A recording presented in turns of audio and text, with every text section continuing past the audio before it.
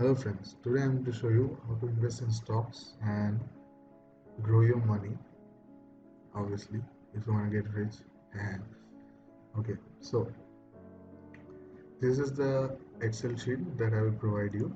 So this is my portfolio with these stocks, and these are the percentage of holdings in each sector and the mutual funds I invest in, systematic investment plans and lump sum ETF with stocks in each with various hundreds and thousands of stocks in each sector. These are the parameters on which you judge which stock to buy. There are the fundamentals, there are the profitability ratios, risk ratios, the growth in each operating cycle, and also you need to understand these points, the business managers, and also the factors that you must consider before choosing which stock to buy or which assets to buy, and respectively invest your hard-earned money.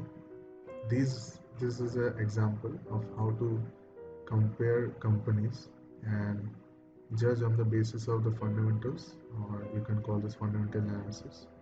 Now this comes in the second stage. First we must know how to choose the sectors or what industry we need to invest in and which has a future growth potential.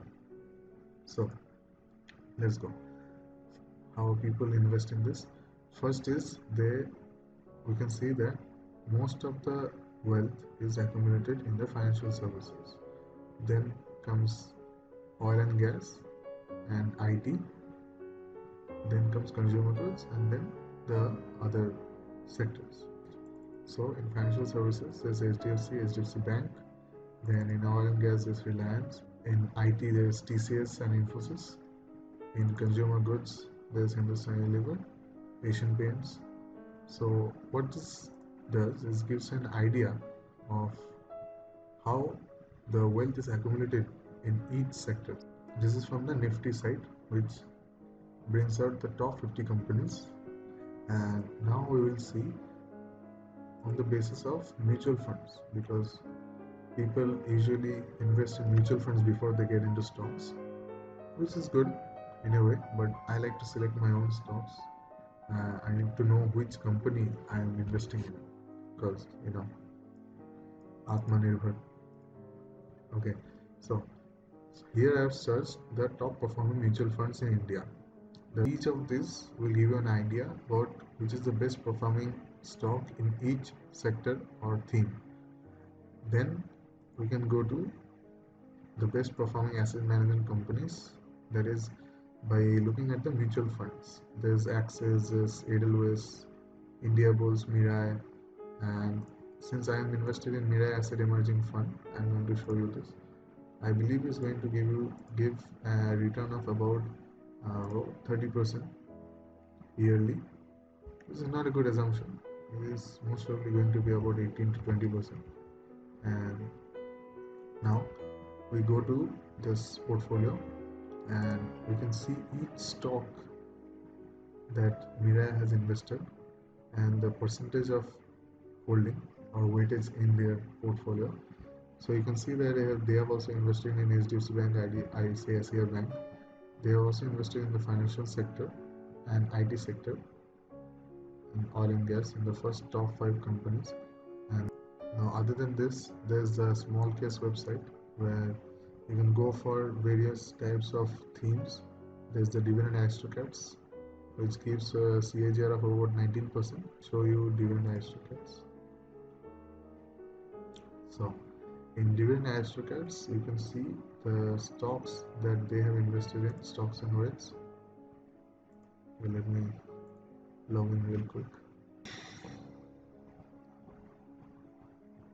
Okay, so here's the dividend aristocrats and each stocks and REITs. So you can see that they have almost equally diversified portfolio, with the most in consumer finance, that is Bajaj Finance. So from here you can see these are the most dividends giving stocks. What this does is it gives you an idea of how each stock is going to work in a in the overall portfolio as a collective. You can also go to Google Finance and search for Sensex and how it has worked in the last year. You will always see that stock market has always grown. So this is why I believe that you can always invest in stocks. You must have a portfolio with these assets with some percentage assigned to them. How I'd like to invest my portfolio is about 25% in real estate, 55% in stocks, and 20% in my business using leverage. This is a portfolio I've come up with, and there is a lot of fundamental analysis that you need to do in order to know which stock to select. But in the beginning, you need to know which sectors or which industry you think is going to give you the most return over the long term, and then assign a percentage of your portfolio in each industry.